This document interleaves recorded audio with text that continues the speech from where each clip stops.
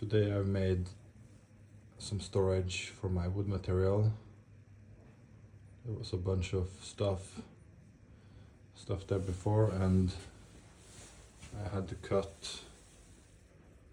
this one, and this one was going to the ceiling, so I cut them to have easy access. It's piled up right now, so I might put some shelves inside there to store the material a little bit more separately for more easy access. Also had to put this in to reinforce. Also put up